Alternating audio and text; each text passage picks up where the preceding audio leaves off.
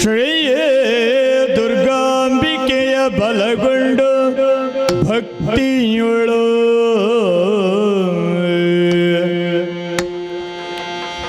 ಅಂಬಿಕಾ ಸುತ ವಿಘ್ನರಾಜನ ಪಿರಿದು ಸ್ತುತಿಸಿಯೇ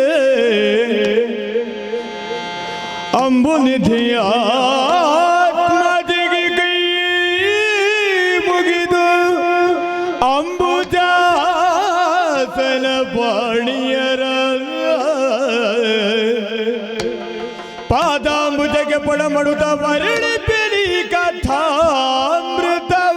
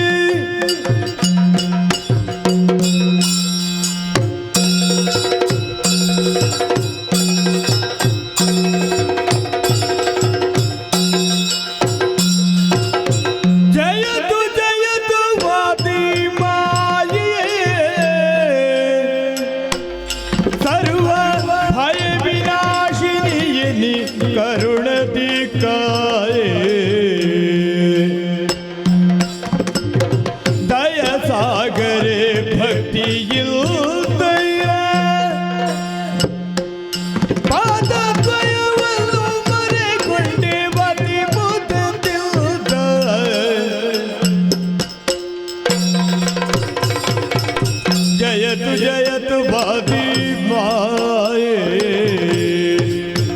सर्व भय विनाशिनी करुण दिकाय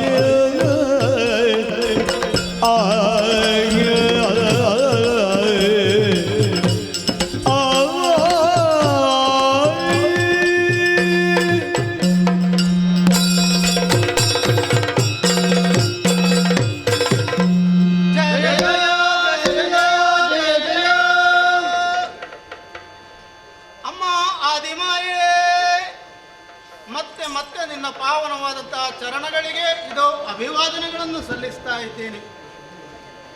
ಅಮ್ಮ, ನೀನು ಮಹಾ ಸಿಂಧು, ನಿನ್ನಿಂದ ಸಿಡಿಯಲ್ಪಟ್ಟ ಬಿಂದುಗಳು ನಾವು ಅಷ್ಟೇ.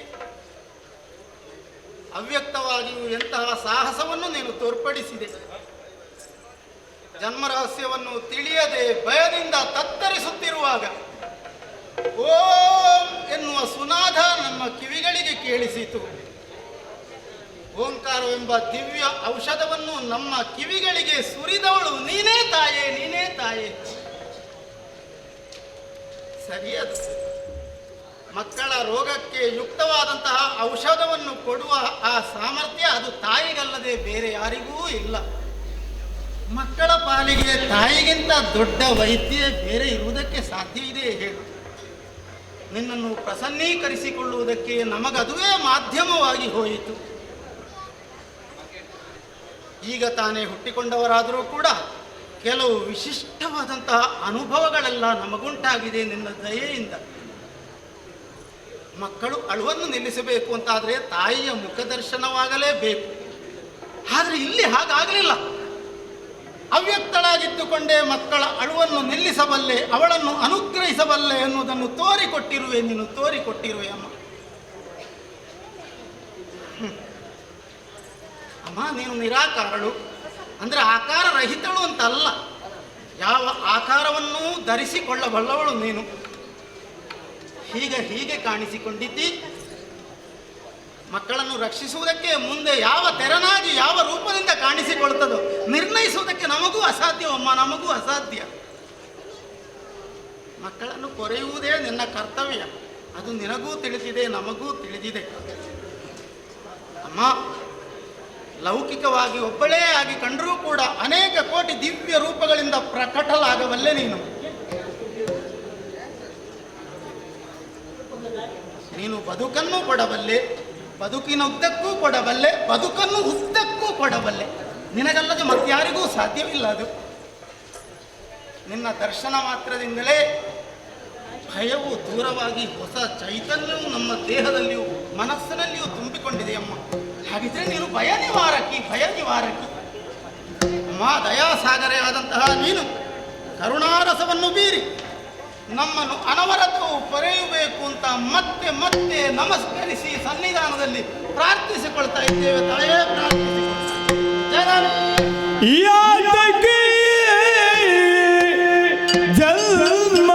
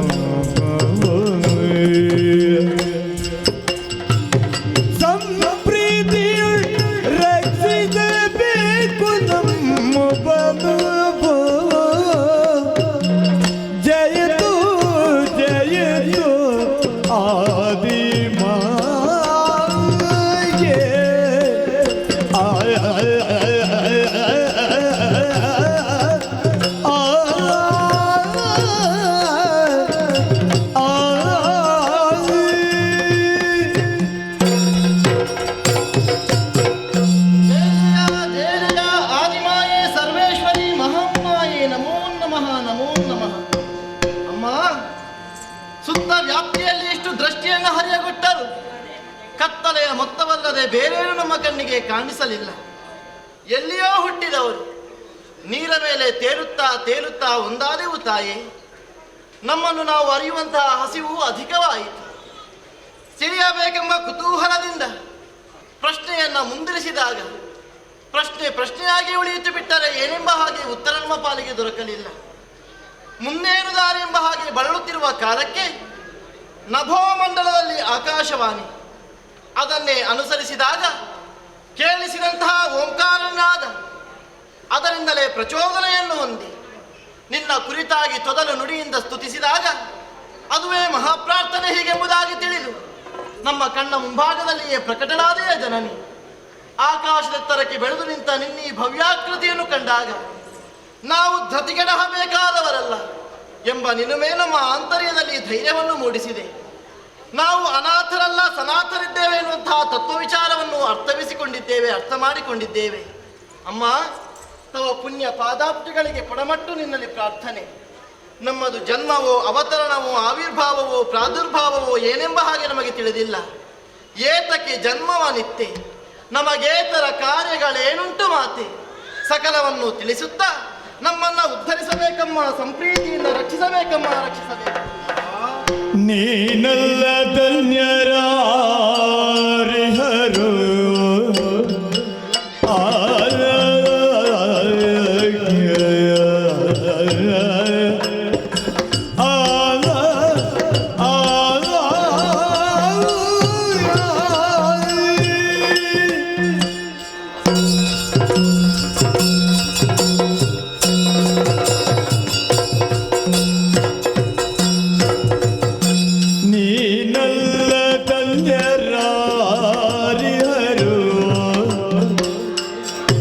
ನಮ್ಮ ಸಾನುರಾಗದುಳಿನ್ನು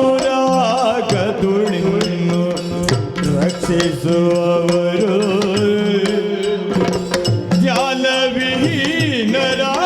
ಜ್ಞಾನವಿಹೀನರಾಗಿರು ತಾಯಿ ನೀನಿದ್ದು ಸುಜ್ಞಾನ ಪೊರೆದೆ ಕೃಪೆಯುಳು ಜಯತು ಜಯತು ಆದಿ ಮಾಯೇ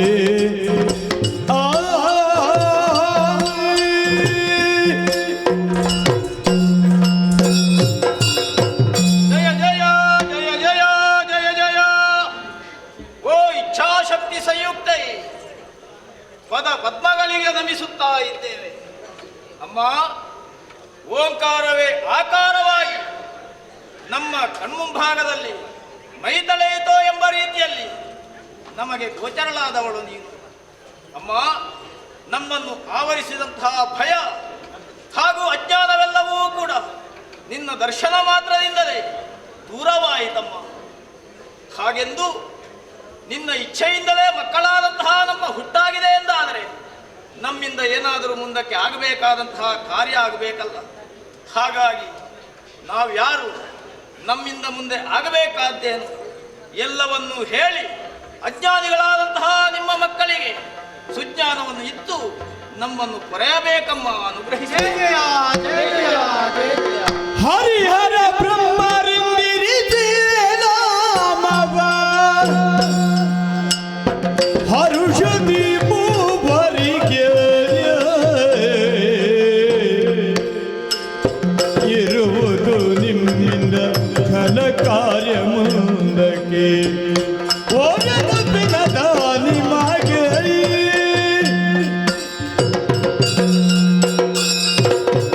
ಎಲ್ಲ ರಹಸ್ಯವನ್ನು ತಿಳಿಯದೆ ಚಿಂತಿಸುತ್ತಿರುವ ನನ್ನ ಮುದ್ದು ಮಕ್ಕಳೇ, ಅಮ್ಮ ಏಳಿ ಎದ್ದೇಳಿ, ಧೈರ್ಯವನ್ನು ತಾಳಿ. ನಿಮ್ಮ ಹುಟ್ಟಿಗೆ ನಾನೇ ಕಾರಣೀಕರ್ತಳು. ನಿಮಗೆ ಹರುಷದಿಂದಲೇ ಹೆಸರನ್ನಿರಿಸುವುದಕ್ಕಿದ್ದೇನೆ ಮಕ್ಕಳೇ. ಆಗಲಮ್ಮ. ಗೌರವರ್ಣದಿಂದ ಶೋಭಿಸುತ್ತಿರುವ ನೀನೇ ಬ್ರಹ್ಮ, ಧನ್ಯರಾದೆ. ನೀಲವರ್ಣದಿಂದ ಕಂಗೊಳಿಸುವ ನೀನೇ ಹರಿ, ಕೃತಾರ್ಥನಾದೆ. ತ್ರಿನೇತ್ರಧಾರಿಯಾಗಿ ಶ್ವೇತವರ್ಣದಿಂದ ನೀನೇ ಹರ. ಧನ್ಯೋಸ್ಮಿ ಮಕ್ಕಳೇ, ನಿಮ್ಮಿಂದ ಮುಂದಕ್ಕೆ ಘನ ಕಾರ್ಯ ಆಗುವುದಕ್ಕುಂಟು ಮಕ್ಕಳೇ. ಏನಮ್ಮ ಅದು? ಹೋದ ಕಲ್ಪದಿಲಯವಾದ ಪ್ರಪಂಚವ ಮೋದದಿ ಸೃಜಿಸುವರೇ ಕಾಯ್ದು ತಿಳಿದಲಯಗೊಳಿಸುವ ಹದನೆಗೆ ಆದರಿ ನೀವಾದರೆ ಕಳೆದ ಕಲ್ಪದಲ್ಲಿ ಲಯವಾದಂತಹ ಪ್ರಪಂಚವನ್ನು ಪುನರಪಿ ಸೃಷ್ಟಿಸಿ ಪಾಲಿಸಿ ಲಯಗೊಳಿಸಬೇಕು. ಅದಕ್ಕಾಗಿ ನಿಮ್ಮವರೆಗೂ ಇರುವುದಕ್ಕೆ ತಾಣ ಹಾಗೂ ಗುಣಗಳನ್ನು ಅನುಗ್ರಹಿಸುವುದಕ್ಕಿದ್ದೇನೆ ಮಕ್ಕಳೇ. ಆಗಲಮ್ಮ. ಸತ್ವ ರಜಸ ತಮ ವಿನುದಿಪ್ಪ ಗುಣ ಮೂರು ಮತ್ತೆ ರಜಸ ಗುಣ ಬೀಗೆ ನಿತ್ಯ ದೃಷ್ಟಿಸಲಿ ವಿಧಾತನು ಸಾತ್ವಿಕವೆತ್ತು ಹರಿಯೋ ಪೊರೆಯೇ ಮಗನೇ ಬ್ರಹ್ಮ, ನಿನಗೆ ರಾಜಸ ಗುಣ ಸತ್ಯಲೋಕದಲ್ಲಿದ್ದುಕೊಂಡು ಹುಟ್ಟಿನ ಕಾರ್ಯವನ್ನು ಮಾಡು. ಆದಿತುತ್ತಾರೆ ಹರಿ, ಜನನಿ ನಿನಗೆ ಸಾತ್ವಿಕ ಗುಣ ಹ. ವೈಕುಂಠದಲ್ಲಿದ್ದುಕೊಂಡು ಪಾಲನಾ ಕಾರ್ಯವನ್ನು ಮಾಡು. ನಿನ್ನಾಜ್ಞೆ ತಾಯಿ. ಹರ, ತಾಯೇ, ನಿನಗೆ ತಾಮಸ ಗುಣ ಹ. ಕೈಲಾಸದಲ್ಲಿದ್ದುಕೊಂಡು ಲಯದ ಕಾರ್ಯವನ್ನು ಮಾಡು. ನಿನ್ನಾಜ್ಞೆ ಶಿರೋಧಾರ್ಯವಮ್ಮ. ನಾನಿದ್ದಂತಹ ಕೆಲಸವನ್ನು ನಿಷ್ಠೆಯಿಂದ ಶ್ರದ್ಧೆಯಿಂದ ಮಾಡುತ್ತಾ ಬನ್ನಿರಿ ಮಕ್ಕಳೇ. ಕಷ್ಟ ಬಂದೈತೆ ಅಮ್ಮ. ಕಷ್ಟ ಕಷ್ಟಗಳು ನಿಷ್ಠೆಯು ಭಜಿಸಲು ಕೊಂಡು ದರ್ಶನ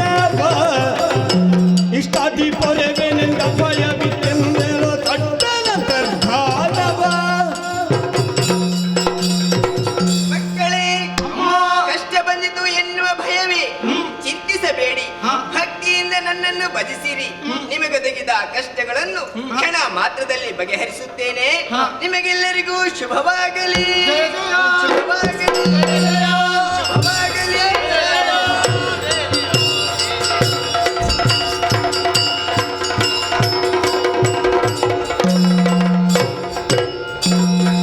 ಒಡವಿಪ್ಪ ವೈಶರಾಲಿಪುದು ರಾಜಸ ಗುಣ ಅಡಗಿದರೆ ವಿಧಾತನು ಕಡುಮದವನು ದಾಳಿ ತನ್ನಯ ಬಲದಲ್ಲಿ ನುಡಿದರಿತು ಭಯರುಳು ಹರಿ ಹರರಾಲಿಸಿ ಸೃಜಿಸುವ ಕಾರ್ಯವ ಕೇಳತಕ್ಕದು. ಆ ಆ ಆ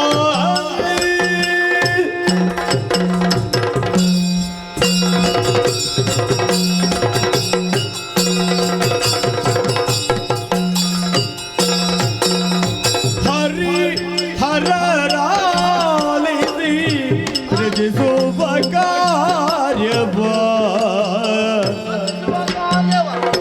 ಕರುಣಿಸಿರಲು ಮಾತೆಯು ಅರಿತರೆ ನಮ್ಮಲ್ಲಿ ಹಿರಿಯವನೀಸೆನ ಅರಿತರೆ ನಮ್ಮಲ್ಲಿ ಹಿರಿಯವನೀಸೆನ ಮರೆಯಲ್ಲವಿದು ಕರೆಯುವ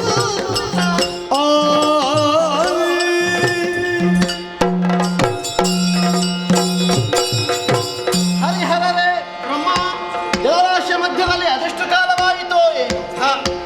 ಓಂಕಾರ ನಿನಾದವನ್ನೇ ಆಧರಿಸಿ ಮುಂದುವರಿದಾಗ ಪ್ರತ್ಯಕ್ಷಳಾದಂತಹ ಆದಿಮಾಯಿ ನಮ್ಮನ್ನು ಅನುಗ್ರಹಿಸಿ ಅಂತರ್ಧಾನವನ್ನು ಹೊಂದಿ ಅಂತಸತ್ವ ರೂಪದಿಂದ ನಮ್ಮಲ್ಲಿಯೇ ಐಕ್ಯಗೊಂಡಿದ್ದಾಳೆ.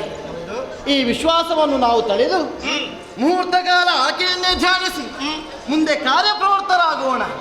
ಈ ಉದ್ದೇಶವನ್ನು ನಾನು ಅಂತಿದ್ದೆ. ಹಾಗಿದ್ದರೆ ಸೃಷ್ಟಿಯ ಕಾರ್ಯವನ್ನು ಮಾಡಬಹುದಲ್ಲ. ಈಗ ಯೋಚಿಸುವುದು ನಾನು ಏನು ಗೊತ್ತೇ, ನಿಮ್ಮಲ್ಲಿರುವ ವಿವೇಕದ ದಾರಿದ್ರ್ಯದ ವಿಷಯದಲ್ಲಿ ವಿಷಾದಿಸಬೇಕಾದ ಪ್ರಮೇಯ ಬ್ರಹ್ಮನಿಗೆ ಬಂದೊದಗಿತಲ್ಲ. ನಮ್ಮಲ್ಲಿ ದಾರಿದ್ರ್ಯವನ್ನು ಕಂಡೆಯಾ? ಮತ್ತೇನು ಹೆಚ್ಚಿನದನ್ನು ಕಾಣಬೇಕು. ಈ ಬಾರಿಯು ಹರಿಯೇ ಆರಂಭಿಸ್ತಾನನ್ನೋ ನಿರೀಕ್ಷೆ ನನಗಿತ್ತು. ಅವನು ಸುದ್ದಿಯೇ ಮಾಡಲಿಲ್ಲ, ತುಟಿ ಬಿಚ್ಚಲೇ ಇಲ್ಲ. ಹರನು ಹಾಗೆ ವಿಷಯದ ಗೋಜಿಗೆ ಬರಲಿಲ್ಲ. ಅರ್ಥ ಆಗ್ತದೆ ನಮಗೆ. ಆರಂಭಿಸಬೇಕಾದವರು ಆರಂಭಿಸಿದ್ರೆ ಪ್ರಸಂಗ ಚಂದ ಆಗುವುದನ್ನು. ವಿಷಯ ಹಾಗಲ್ಲ, ಅದು ನಿಮಗೆ ಆರಂಭಿಸುವುದು ಹೇಗೆ ಎಂಬುದೇ ಗೊತ್ತಿಲ್ಲ. ಹಾಗಂತ ನೀವು ತುಂಬಾ ಆಳವಾಗಿ ಯೋಚಿಸಿ ತಲೆ ಕೆಡಿಸಿಕೊಳ್ಳಬೇಕನ್ನುವ ಯಾವ ಅನಿವಾರ್ಯತೆಯೂ ಇಲ್ಲ. ಯಾಕೆ ತಿಳಿದಂತಹ ಬ್ರಹ್ಮ ನಿಮ್ಮ ಜೊತೆಗಿರುವಾಗ ನಿಮಗೆ ಇತರ ಚಿಂತೆ. ಹೌದು ತಾನೇ? ಹಾಗಿದ್ರೆ ನೀನು ಅರಿಯದವಲ್ಲ, ತಿಳಿದವನೇ. ಆದಿಮಾಯ ಅಭಯವಾಕ್ಯ ಸೃಜಿಸುವ ಕಾರ್ಯ ಎನಗದೇ ಪಾಲಿಸಿದ್ದಾಳೆ. ಹೌದು ತಾನೇ? ಸೃಜಿಸುವ ಅಧಿಕಾರವನ್ನು ಎನಗಿಯುವುದರ ಮುಖೇನ ನನ್ನ ಹಿರಿತನವೇನಿದೆಯೋ ಅದನ್ನು ಸೂಕ್ಷ್ಮವಾಗಿ ಆದಿಮಾಯೆ ಆದಿಯಲ್ಲಿ ನಿಮಗೆ ತಿಳಿಸಿಕೊಟ್ಟವಳಿದ್ದಾಳೆ. ಅದನ್ನು ಮರೆತು ಬಿಡೋಣ.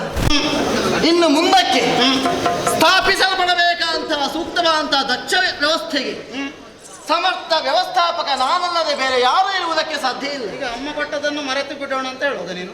ಅಮ್ಮ ಬಿಟ್ಟದನ್ನ ಮರೆತು ಬಿಡೋಣ ಅಂತ ಹೇಳಿದಲ್ಲ. ಮತ್ತೆ ಆ ಒಂದು ಕಾರಣವನ್ನು ಬದಿಗೆ ಸರಿಸಿದರೂ ಕೂಡ ಸೂಕ್ತವಾದಂತಹ ವ್ಯವಸ್ಥೆ ಯಾವುದು ನಿರ್ಮಾಣ ಆಗಬೇಕು, ಅದಕ್ಕೆ ನನಗಿಂತ ಹೆಚ್ಚಿನ ಸಮರ್ಥ ನಾಯಕ ಬೇರೆ ಯಾರೂ ಸಿಗುವುದಕ್ಕಿಲ್ಲ.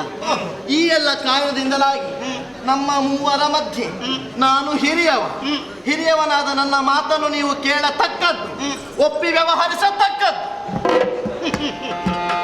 ಹೇಗೆ? ಪದುಮಾಕ್ಷ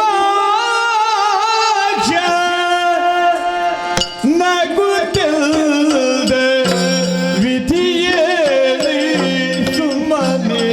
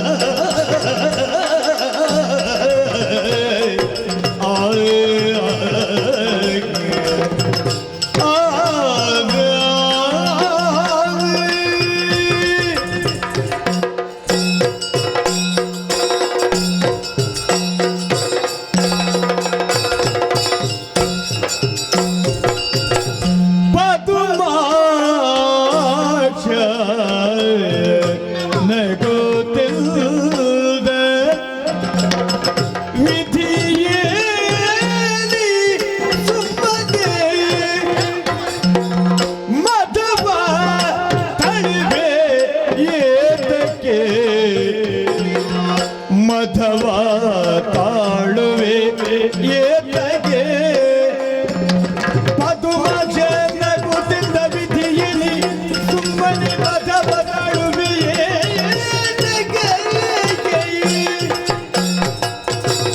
ಅಧಿಕತಾ ಎನ್ನುತ್ತ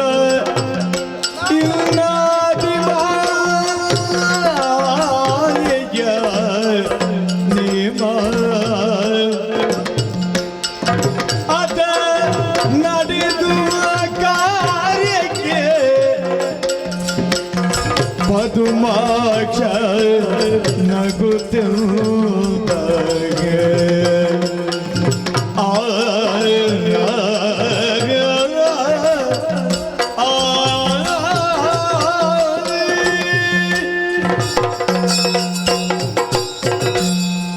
ಬ್ರಹ್ಮ ತಮ್ಮ ಓ ನನಗೆ ಅಣ್ಣನಾಗುವುದಕ್ಕೆ ಹೊರಡ್ತೀಯಲ್ಲ ನೀನು ಹಿರಿಯವನಲ್ವ ನಾನು ಹಾ ಹಾ ಹಿರಿಯವರೆಲ್ಲರೂ ಅಣ್ಣನಾಗಬೇಕು ಅಂತ ಏನಿಲ್ಲ ಸಂಬಂಧದಲ್ಲಿ. ಯಾರು ಹೇಳಿದ್ದು ಹಾಗೆ? ಸಮಸ್ಯೆ ಉಂಟಾ ನಿನಗೆ ಅದರಲ್ಲಿ? ಸಮಸ್ಯೆ ಖಂಡಿತ ಇಲ್ಲ. ನೀನು ಹೇಳ್ತೀಯ ಅಂತಾದ್ರೆ ಒಪ್ಪಿಕೊಳ್ಳುವ ಸದ್ಯಕ್ಕೆ. ಹರ ಹಾ ಸರಿ, ನಾನು ನಿನ್ನನ್ನು ಮಾತನಾಡಿಸಲಿಲ್ಲ ಅಂತ ಬೇಸರ ಪಟ್ಟುಕೊಳ್ಳದಿರು. ಖಂಡಿತ ಬೇಸರ ಇಲ್ಲ. ಕ್ಷಣ ಅವನಲ್ಲಿ ಮಾತನಾಡಿ ಮತ್ತೆ ಬರುವೆ ನಾನು. ಆದೀತು. ನಿನ್ನ ಅಧಿಕ ಪ್ರಸಂಗ ಅವನಲ್ಲಿ ಬೇಡ. ಇದಕ್ಕೆ ವಿಷಯವನ್ನ ಮಂಡಿಸಿದ್ದು ನಾನಲ್ವ? ನಿನ್ನದು ಏನಿದ್ರು ವಿಷಯ ಮಂಡನೆ ಉಂಟು ಅಂತಾದ್ರೆ ನನ್ನ ಸಮ್ಮುಖದಲ್ಲಿ ನನ್ನ ಅಭಿಮುಖವಾಗಿ ಆಗಬೇಕು. ಈಗ ನಿನ್ನಲ್ಲಿ ಮಾತನಾಡುತ್ತಾ ಅವನಲ್ಲಿಯೂ ನಾನು ಮಾತನಾಡಿದೆ. ಹಾ, ನೀನು ಅದರಿಂದ ಏನನ್ನು ತೀರ್ಮಾನಿಸಿಕೊಂಡೆ? ತೀರ್ಮಾನಿಸುವುದು ಇಷ್ಟನ್ನೇ. ಎಷ್ಟು? ನನ್ನ ಕಡೆಯಿಂದ ಬಹುಮತವನ್ನ ತನ್ನೆಡೆಗೆ ಎಳೆಯುವುದಕ್ಕೆ ಬೇಕಾಗಿ, ಸೆಳೆಯುವುದಕ್ಕೆ ಬೇಕಾಗಿ ಅವನನ್ನ ಈಗಲೇ ನಿನ್ನೆಡೆಗೆ ಮಾಡಿಕೊಂಡ್ರೆ ಮುಗೀತಲ್ಲ ಅಲ್ಲಿಗೆ. ಓ, ಈಗ ನಾನು ಒಂದೇ ಪಕ್ಷ ಅಂತ ಭಾವಿಸಿದ್ದು ನಿನ್ನ ಮುಖದಲ್ಲೇ ಗೊತ್ತಾಗ್ತದೆ. ನಮ್ಮೊಳಗೆ ಭಿನ್ನಮತಿಯರು ಹುಟ್ಟಿಕೊಂಡು. ಅವನ ಮುಖವನ್ನ ಸರಿಯಾಗಿ ನೋಡಂತೆ. ಅವನನ್ನವ ಅವನನ್ನವ ಅಂತ ಓ, ನೀನು ಮುಖ ನನಗೆ ಬೆಂಬಲವನ್ನು ಸೂಚಿಸುವುದಕ್ಕಿದ್ದಾನೆ. ಮುಖ ನೋಡಿ ಅವ ಯಾರ ಪಕ್ಷ ಅನ್ನೋದನ್ನು ಹೇಳುವೆ ನೀನು. ಈಗ ಹುಟ್ಟಿದ್ದಟ್ಟೆ ಲಕ್ಷಣ ಹೇಳುವುದಕ್ಕೂ ಪ್ರಾರಂಭಿಸಿದೆ ಅಲ್ವಾ ನೀನು? ಬ್ರಹ್ಮನ ಯೋಗ್ಯತೆ ಅಂತಹದ್ದು, ಇದನ್ನ ಪ್ರಶ್ನಿಸುವ ಹಾಗಿಲ್ಲ. ಸರಿಯಪ್ಪ ಸರಿ. ಏನು ಅಯ್ಯೋ ವಿಧಿಯೇ. ಅಯ್ಯೋ ಅಂತ ಹೇಳಿದ್ರೆ ಏನು? ಅಯ್ಯೋ ವಿಧಿಯೇ ಅಂತ ನಾನು ಹೊಸತು ಪ್ರಶ್ನಿಸುವುದಲ್ಲ. ಸ್ವಲ್ಪ ಸಮಯಕ್ಕಿಂತ ಹಿಂದೊಮ್ಮೆ ನನ್ನನ್ನು ನಾನೇ ಹೇಳಿಕೊಂಡಿದ್ದೆ. ಹಾಗೆ ನನಗೆ ಯಾಕೋ? ನಾನೇ ಹೇಳಿದ್ದು. ಯಾಕು? ಮಹಾಮಾತೆ ಪ್ರತ್ಯಕ್ಷಳಾಗುವುದಕ್ಕಿಂತ ಮೊದಲು ಸುತ್ತಲೂ ಕತ್ತಲು ಆವರಿಸಿತ್ತು. ಕತ್ತಲಿನಲ್ಲಿಯೂ ನೀರಿದೆ ಅನ್ನುವುದನ್ನು ಅನುಭವದಿಂದ ನಾವು ತಿಳಿದುಕೊಂಡಿದ್ದೆವು. ಆ ಹೊತ್ತಿಗೆ ನಾನು ಮನಸ್ಸಿನಲ್ಲೊಂದು ನಿರ್ಣಯ ಮಾಡಿದ್ದೆ. ಏನು? ಅಯ್ಯೋ, ಇಂತಹ ಪ್ರಸಂಗವು ನಮಗೆ ಮೂವರಿಗೆ ಬಂತಲ್ಲ. ಹೌದಪ್ಪ, ಈ ಪ್ರಸಂಗದಲ್ಲಿ ನಾವೇ ಒಟ್ಟಾದಿವಲ್ಲ. ಅದು ಇನ್ನೊಂದು. ಈ ಪ್ರಸಂಗದಲ್ಲಿ ಖಂಡಿತ ನಾವು ಮೇಲೆ ಬೀಳಲಿಕ್ಕಿಲ್ಲ, ನೀರಿನಲ್ಲಿ ಮುಳುಗುವುದೇ ಅಂತಲೇ ತೀರ್ಮಾನ ಮಾಡಿದ್ದೆ. ನೀನು ಬೀಳದೆ ಮೇಲೆ ಬೀಳದೆ ಹೋದ್ರು ನಾನು ಒಂದು ಕೈ ಒಮ್ಮೆಗೆ ನೋಡಿ. ಆದರೆ ಒಂದು ಏನು? ನಿನ್ನಲ್ಲಿ ಒಂದು ವಿಶೇಷವಾದಂತಹ ದುರ್ಗುಣವನ್ನು ಕಂಡೆ ನಾನು. ಸದ್ಗುಣ ಅಂತ ಹೇಳು, ದುರ್ಗುಣ ಅಂತ ಹೇಳಿದ್ರೆ ಅಲ್ಲ. ನಾವು ಮೂವರು ಮುಳುಗುತ್ತೇವೆ ಅಂತ ನಾನು ನಿರ್ಣಯಿಸಿದ್ರೆ ನೀನು ಮೇಲೆದ್ದು ಬರುವೆ ಅನ್ನೋದು ನಿನ್ನ ವಿಶ್ವಾಸ. ಖಂಡಿತ. ಹಾಗಿದ್ರೆ ಉಳಿದ ಇಬ್ಬರನ್ನು ನೀನು ಮುಳುಗಿಸಿಯೇ ಮೇಲೆ ಬರುವ ಯೋಚನೆ ಅಂತ. ನಾನು ಒಂದು ವೇಳೆ ಮೇಲೆ ಬಂದೆ ಅಂತ ಅಲ್ಲಿ ಮುಳುಗುವ ಹಂತದೆಲ್ಲ ನಿಮಗೆ ಕೈ ಕೊಟ್ಟಾದ ಮೇಲೆ ತರಬಹುದಲ್ವಾ? ಮೂವರು ಒಟ್ಟಾಗಿ ಮುಳುಗುವಾಗ ಉಳಿದ ಇಬ್ಬರನ್ನು ಗಮನಿಸಬೇಕು. ನಾನೊಬ್ಬನೇ ಮೇಲೆ ಹೋಗುವುದು ಅಂತ ತೀರ್ಮಾನ ಮಾಡೋದಲ್ಲ. ನಿನಗೆ ಉಳಿದ ಇಬ್ಬರ ಬಗ್ಗೆ ಗಮನ ಬೇಕು ಸ್ವಲ್ಪ. ತೋಳ ಸಾಮರ್ಥ್ಯದ ಹಿರಿಮೆಯಿಂದಲೇ ಮೇಲೆ ಬರ್ತೇನೆ ಅನ್ನೋ ನಿರ್ಮಾಣವನ್ನು ಮಾಡಿದ್ದು ನಾನು. ನಿನ್ನ ಅಗತ್ಯವಿಲ್ಲ. ಮಹಾಮಾತೆ ನಮ್ಮನ್ನು ಮುನ್ನಡೆಸಿದಳು, ಕೈ ಹಿಡಿದು ಉದ್ಧರಿಸಿದಳು. ಈಗಂತೂ ನನಗೆ ಭಯವೇ ಇಲ್ಲ. ನನ್ನ ಮುಖದಲ್ಲಿ ನೋಡು ನಗು. ನಾನು ಬೆಳಕಿನತ್ತವೇ ಸಾಗುತ್ತಾ ಇದ್ದೇನೆ ಈಗ. ಒಳ್ಳೆಯ ನಗಲ್ಲ ಅದು. ಈಗ ನಗುವಿನ ಬಗ್ಗೆಯೂ ನಿನಗೆ ವಿಮರ್ಶೆ. ಆಗ ದುರ್ಗುಣ ಅಂತ ಹೇಳಿದ್ಯಲ್ಲ. ಹೌದು, ಇದು ದುರ್ಬುದ್ಧಿಯ ನಗುವೆ ಅಲ್ಲ. ಮತ್ತೆ ನಾನು ಯಾಕೆ ನಗುವುದು? ಎಂತಹ ಕಷ್ಟಕಾಲ ಬಂದಾಗಲೂ ನೀನು ನಗುತ್ತಾ ಜೀವನ ಮಾಡು ಎನ್ನುವ ಸಂದೇಶ ಈ ನಗುವಿನ ಹಿಂದೆ ಅಡಗಿದೆ. ಹಾಗಾದ್ರೆ ಬ್ರಹ್ಮನಿಂದ ನಿನಗೆ ಕಷ್ಟ ಬರ್ತದೆ ಅಂತ ಗೊತ್ತಾಗಿದೆ ನನಗೆ. ಅಲ್ಲ, ಬ್ರಹ್ಮನಿಂದ ಈಗ ನಿನ್ನಿಂದ ಕಷ್ಟ ಬರ್ತದೆ ಅಂತ ಹೇಳಿದೆ ನಾನು. ಅಲ್ಲ, ಈಗ ಇರುವುದು ಸಮರ್ಥ ನಾನೇ ಅಲ್ವಾ? ಹಾಗಿದ್ರೆ ಅವನು ಇದ್ದಾನೆ, ಅವನಿಂದ ಯಾಕೆ ಕಷ್ಟ ಬರಬಾರದು ನಮಗೆ? ಅವನನ್ನು ಕೂಡಿಕೊಂಡು ಹೋಗ್ತಾನೆ. ಆ ವಿಶ್ವಾಸ ನಿನಗೆ. ಆದರೆ ನೀನು ಕತ್ತಲಿನಲ್ಲಿಯೇ ಇದ್ದೆ, ಬೆಳಕಿನತ್ತ ಸಾಗುವ ಮನಸ್ಸನ್ನೇ ಮಾಡೋದಿಲ್ಲ. ಅದಕ್ಕೆ ಅಯ್ಯೋ ವಿಧಿಯೇ, ನಿನಗೂ ಇಂಥ ಪ್ರಸಂಗ ಬಂತಲ್ಲ. ನಾನು ಪ್ರಸಂಗ ಬಿಟ್ಟು ಹಾಗೆ ಮುಂದೆ ಸಾಗುತ್ತಾ ಇದ್ದೇನೆ. ನಿನ್ನ ನಗುವಿನ ಹಿಂದಿನ ಕಾರಣ ಏನು ಅಂತ ಗೊತ್ತಾಗ್ಲಿಲ್ಲ. ಅಮ್ಮ ಅಪ್ರತ್ಯಕ್ಷಳಾದಾಗ ನಮ್ಮ ಉಭಯರ ಕೈಗಳನ್ನು ನೀನು ಹಿಡಿದೆ. 4 ಹೆಜ್ಜೆ ಮುಂದೆ ಸಾಗಿದೆ. ಓ, ಜೊತೆಯಾಗಿ ನಾವು ಸಾಗುತ್ತೇವೆ ಅಂತ ಸಂದೇಶ ಇರಬಹುದು ಅದರಲ್ಲಿ ಅಂತ ನಾನು ಭಾವಿಸಿದ್ದು. ಆದರೆ ಈಗ ಮೇಳ ಬದಲಿಸ್ತೀಯಲ್ವ ನೀನು? ಮೇಳ ಬದಲಾಯಿಸುವ ಪ್ರಮೇಯವೇ ಇಲ್ಲ. ಈ ಆಗಾಗ ಮೇಳ ಬದಲಿಸುವವರನ್ನು ಕಂಡ್ರೆ ಆಗುದಿಲ್ಲ ನನಗೆ. ಏನಿದೆ ಮೇಳ? ಹಾಗಂತ ನಿಮ್ಮಿಬ್ಬರ ಮೇಳ ನನ್ನ ಅಧಿಕಾರ. ಈಗ ಅವ ಯಾವ ಮೇಳ ಅಂತ ಇನ್ನೂ ಹೇಳಲಿಲ್ಲ, ಆದರೆ ನನ್ನ ಮೇಳದಲ್ಲೇ ಇರ್ತಾನೆ ಎನ್ನುವ ವಿಶ್ವಾಸ ಉಂಟು ನನಗೆ. ನೋಡೋಣ ಮುಂದಕ್ಕೆ. ನೀನು ಮಾತ್ರ ಬೇರೆ ಮೇಳವನ್ನು ನಿರ್ಮಾಣ ಮಾಡಿಕೊಂಡಿದ್ದೆ ನೀನು. ಏನು ಸುಮ್ಮನೆ ಇದೆಲ್ಲ ಏನು ಸುಮ್ಮನೆ? ರಾಜಸ ಗುಣವನ್ನು ಹೊಂದಿದಂತಹ ಬ್ರಹ್ಮ ನಿನ್ನಲ್ಲಿ ಮದ ಅಂಕುರಿಸಿದರೆ ಅದು ತಪ್ಪಲ್ಲ. ಆದರೆ ಮದ ಇರಬೇಕು, ಅದಕ್ಕೊಂದು ಹದ ಇರಬೇಕು. ಇದು ಹದ ಮೀರಿದ ಮದ, ಅದು ಸುಮ್ಮನೆ. ನೀನು ಸೃಷ್ಟಿಯ ಕಾರ್ಯವನ್ನು ಪ್ರಾರಂಭಿಸ್ತಿ ಅಂತ ನಾನು ಭಾವಿಸಿದ್ದು. ಆದರೆ ಅದಕ್ಕೆ ಮುಂದಾಗಲಿಲ್ಲ. ನೀನು ಮಾತನ್ನೇ ಸೃಷ್ಟಿ ಮಾಡ್ತಾ ಇದ್ದಿ. ಮಾತಿನ ಸೃಷ್ಟಿ ಮಾತ್ರ ನಿನ್ನಿಂದ ಆಗುತ್ತಾ ಉಂಟು. ಹೌದು, ಅಲ್ಲಿಯೂ ಸೃಷ್ಟಿ ಉಂಟಲ್ಲ. ಆದರೆ ಮಾತನ್ನು ಸೃಷ್ಟಿ ಮಾಡಬೇಕು ಅಂತ ಅಮ್ಮ ಹೇಳಲಿಲ್ವಲ್ಲ.